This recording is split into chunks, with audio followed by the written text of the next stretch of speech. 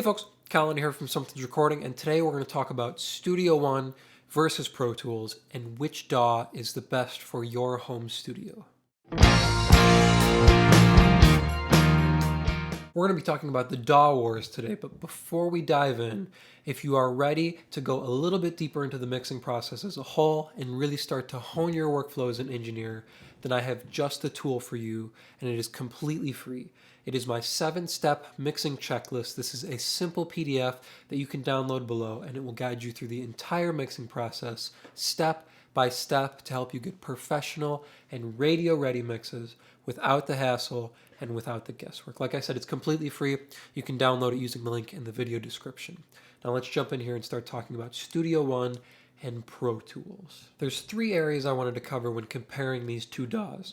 The first is workflow, the second is plugins, so the plugins that come with stock plugins, and the third was capabilities, so the capabilities of the DAW as a whole. First one we're going to start with is workflow of each DAW. Now both DAWs have kind of similar workflows. They have their 2 main windows, so there's the window where you can view all the tracks and all the different audio, and your tracks kind of show up along the side, along the left side of the window. And then they both have a mixer view as well, with the plugins up top here and then the track down below with their different faders and everything. Now I'm not quite sure if Pro Tools has added folders or any kind of workflow pieces like that, but Studio One has folder options, so you can kind of bundle all your tracks as a whole if you kind of want to decrease the clutter on your kind of different screens, as well as buses. I know Pro Tools does have auxes. Studio One has auxes, effect channels, as well as buses. I believe Pro Tools just has auxes and they have VCA faders as well. In terms of workflow, I personally prefer Studio One as it's a little bit more user-friendly and a little bit more direct for me. One of the things that I don't miss about Pro Tools, I am a former Pro Tools user and I moved over to Studio One a few years back now, is I don't miss having plugin slots, right? So Pro Tools has different slots where you put plugins in as you drag them around. Studio One has free range, so you can kind of move the plugins where you want them to without having to move different plugins around, right? Like, so Pro Tools has different slots that kind of number through where their plugins can go. So if you wanted to move one up, you would have to move the top one down and then move the bottom one up. But here in Studio One, you can kind of move them in order as you'd like. So it's a little bit more flexible compared to how Pro Tools is a little bit more rigid with their plugin slots. One of the other things I prefer about Studio One is their input controls. So each channel inside of Studio One actually has its own set of input controls. So what this means is on each channel you have a dedicated phase flip and a dedicated input gain knob as well. So you don't have to actually mess with the actual audio track or bring in a plugin to pull down input gain or mess with phase flip. You used to have to pull in the mix tool, which is still kind of how you have to do it inside of Pro Tools. You have to pull in the gain plugin and mess with the phase flip knob, or pull the gain down there. Or I believe it's the individual band EQ. There's like one band EQs that you had to pull in to flip the phase or to pull the gain down on an individual track. The next thing I prefer in terms of workflow for Studio One over Pro Tools is the keyboard shortcuts. Now, the keyboard shortcuts were a big thing for me when I moved over from Pro Tools to Studio One. First off, the keyboard shortcuts that come with the program are a lot more intuitive to me, and they make a little bit more sense. So things like pressing S to solo a track or pressing M to mute a track, R to enable record, things like that make a little bit more sense to me, and they're a little bit easier to manage than the shortcut keys that come with Pro Tools. Now, the other thing in terms of keyboard shortcuts is Studio One allows you to customize and add your own keyboard shortcuts. So I did things like being able to bring the volume of an audio track down by 3 dB. So I can click on a piece of audio and just click the minus key and it will bring the audio down by 3 dB. That's something you can't do inside of Pro Tools. You can't add your own shortcut keys unless you get a separate program, which I don't remember what that program is anymore, which allows you to add your own kind of macros to Mac OS as a whole. Second area we're going to focus in on here, comparing the two DAWs, is plugins. So both DAWs have excellent stock plugins that they come with. and both have plugins that I would miss if I switched to the other DAW. So coming from Pro Tools to Studio One, there's a couple plugins that I really, really miss. One is the Bit Crusher. I always love using the Bit Crusher, especially on snare top, just to pull up a little bit of it, just maybe even like point 0.1. I believe it was like point 0.1, point 0.2. Just a little bit of it gave the snare so much weight and so much more crack while keeping it even and consistent. That was one of the plugins that I always loved using, and there's not something that's like that inside of Studio One. Their bit crushers a little bit different and a little bit more streamlined to bit depth and things like that. The other plugin that I really miss from Pro Tools is the Sans amp. So I'm not sure how many of you know the Sans amp because it's only in Pro Tools, I believe. It's a Pro Tools specific stock plugin, and it's just a little guitar pedal is what it used to be. It's a guitar pedal, and it has a couple different knobs on it that help you distort things or gain things up, and it has a couple different features like treble and bass. It was a phenomenal plugin for adding distortion to bass, adding distortion to guitars, or even to slap on lead vocals for an effect. It's one of the plugins that I miss very much moving from Pro Tools over to Studio One. Now, Studio One does have red light distortion, which works very well in comparison to Sans Amp, but I do prefer the Sans Amp over red light distortion. Now, the third plugin that I miss coming from Pro Tools to Studio One is Deverb. I love Deverb so much. I know it's such a basic stock plugin inside of Pro Tools. It's like the cheapest of the cheap reverbs, but it was a fabulous little plugin. And Studio One has their room reverb to start off with, but it's not as intuitive as Deverb was, and it's not as easy to use as Deverb was. And in some senses, it doesn't sound as great as Deverb. Now, in terms of Studio One, the stock plugins that really blow me away inside of Studio One are things like the Fat Channel.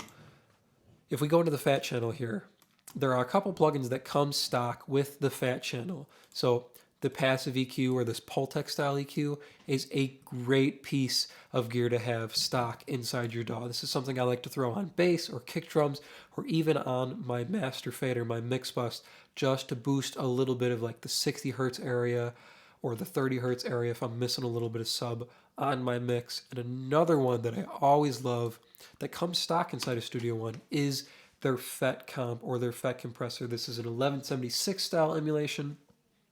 I use this plugin constantly inside of Studio One. And I believe Pro Tools has a version of an 1176 style compressor inside of it, but it's not as good as this 1176 style emulation. It's a little bit more basic and a little bit more streamlined, and it doesn't give you the vintage vibe that this compressor gives you. The other plugin that I love having inside of Studio One is their multi-band compressor. It comes in handy, so many options, whether you have too harsh of a guitar, your vocals a little bit harsh on the top end, or if you encounter an instrument that maybe has an imbalance in the low end and the top end, it helps you control specific areas, specific frequency ranges on different instruments or different vocals or different groups. So if you need to put it on a drum bus as a whole to balance your low end and your top end, or if you need to put it on a group of background vocals to EQ them in, or not EQ them, to compress them and hold down different frequency ranges to tighten up the sound. Both DAWs have their plugins that I do miss or I would miss if I switched back to Pro Tools, but both DAWs also have great stock plugins that come in both of them. For example, both DAWs come with great stock EQs. Inside of Studio One, we have the Pro EQ, but it looks very similar to the stock EQ that comes inside of Pro Tools. It has a variety of bands here, and it also has a high pass filter and a low pass filter that come on it as well. Great stock EQ, so is the one inside of Pro Tools, and both come with great stock compressors that give you all the settings you need to kind of tweak a compressor to get it to sound the way you want it to sound. Third area we're focusing in on comparing these two DAWs is the capabilities of the two DAWs. Now here, I definitely prefer Studio One, but both are very capable and very flexible DAWs. Both have a wide range of uses across genres, across different types of music, and across different jobs. So whether you're mixing, whether you're recording, whether you're editing, both DAWs are very capable of covering all the bases in different types of jobs, and both work very well in different types of genres, whether you're tracking live rock bands and need home multi-track sessions, whether you're doing beats and vocals, whether you're doing smaller things, acoustic guitars and just vocals. They'll cover all of them very well. Where Studio One steps out ahead for me is the different plugins it has for different genre creation. So like Sample One, you can sample different sounds and load them into different keys across the keyboard down here, as well as utilize the different filters and amp things. So this is something similar to sound design in like Ableton or Logic. And another one that kind of comes similar to both of those DAWs in terms of sound design is having impact. So this is something that's similar to, I believe it's called the sampler inside of Ableton, or the trigger. I'm not quite sure. I've never used Ableton to its full extent, but this allows you to load different sounds into the different pads and then trigger them with MIDI notes.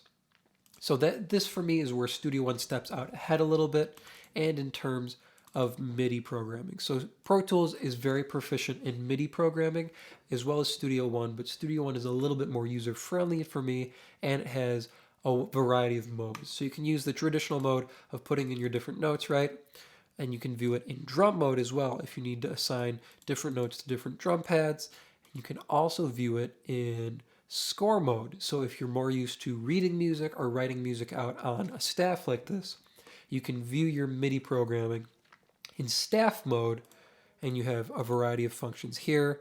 You can change the clefs, you can change the keys, a whole bunch of different things to program inside the staff or in score mode like this.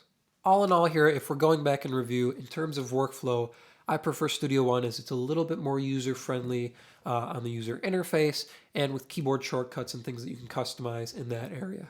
In terms of plugins, both DAWs are very strong, and both DAWs have plugins that I would miss very much if I was working in the other DAW. As you can see, I do miss quite a few Pro Tools specific plugins, and I would miss quite a few Studio One specific plugins if I switched over. Both are very strong in the area of stock plugins, and again, both come with great EQs and compressors to start off with. Our third area in terms of capabilities, both are very capable and very flexible DAWs, and they give you a wide set of tools to cover genres and to cover different jobs in terms of mixing, recording, and editing. But I prefer Studio One as it has a couple more tools that make it a little bit more flexible across genres in terms of sampling and adding in your own kind of impact pads. So whether it's the sampler or I can't remember what it's called inside of Ableton, but this is an Ableton-inspired plugin, I believe, unless Studio One did it first and Ableton built on top of it. But you can load things into these different pads and trigger them. I hope this was a helpful video for you, and I hope it gave you some ideas and some things to look for when you're choosing a DAW. Maybe it influenced your decision a little bit, whether to go to Pro Tools or whether to go to Studio One, what suits your job best and what suits your genre best in terms of the music you're creating and the tools you will need to create that music. As I said at the beginning of the video, if you are looking to take your mixes to the next level and really start dialing in your workflow as an engineer, as a mixer, then I have just the tool for you. It's my 7-step mixing checklist, 100% free. You can download it using the link in the description and start creating more professional mixes in less time. Thank you so much for watching, and I will see you guys in the next video.